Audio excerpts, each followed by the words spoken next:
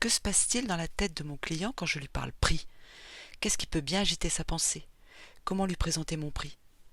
On voit tout ça ensemble. Tout d'abord, quel sens le client donne-t-il au prix? Le client associe la valeur d'un produit à son prix. Quel est le meilleur produit? Certainement le plus cher. Pour le client, le prix fonctionne comme une preuve de qualité. Mais on le sait tous, les clients n'ont pas la même perception d'un prix. La valeur perçue est subjective, elle varie d'un client à l'autre. Elle peut être positive ou négative. Si la valeur perçue est subjective, c'est parce que c'est un calcul intime. Est-ce que la valeur que je vais retirer de cet achat est supérieure au prix demandé? C'est un match qui oppose le plaisir associé à l'usage du produit aux efforts nécessaires pour financer l'achat.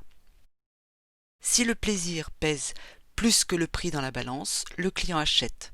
Si c'est l'inverse, le poids du prix dépasse celui du plaisir, pas d'achat. Le prix à payer est trop cher.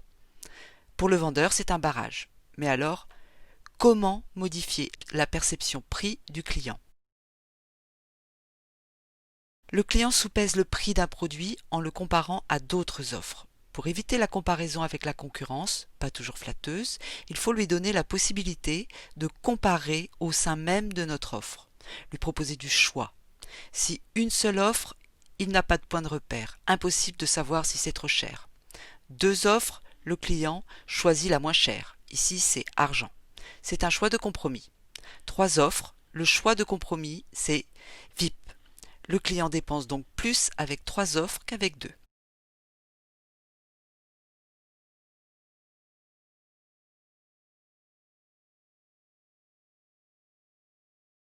L'information reçue en premier impacte la décision, principe de l'ancrage.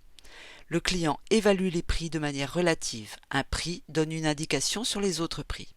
Après avoir vu l'offre à 300 €, la perception des autres prix diminue.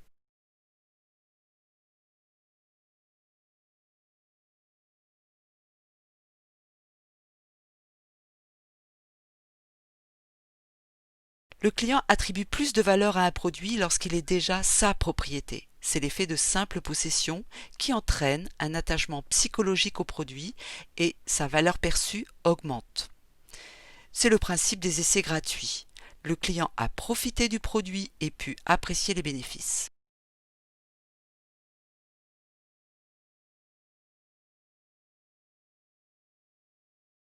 Le client focalise son attention sur les premiers chiffres d'un prix, parce que nous lisons de gauche à droite.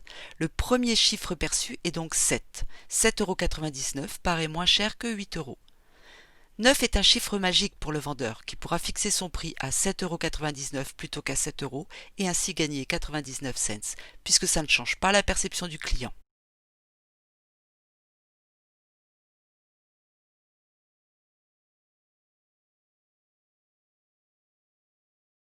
Le revers de la pièce, c'est que les prix en neuf ont une image discount.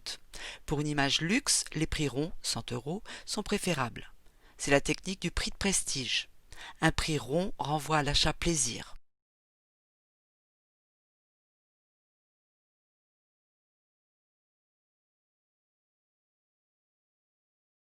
Le client associe le pack à un avantage prix. C'est la technique du bundling.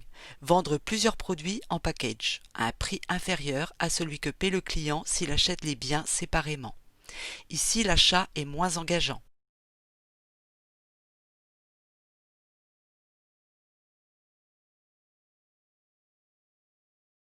Comment présenter les réductions?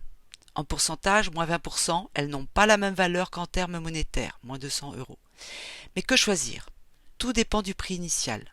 Sous 100 €, le pourcentage est meilleur. Au-dessus, c'est l'inverse. Tout est question de grandeur.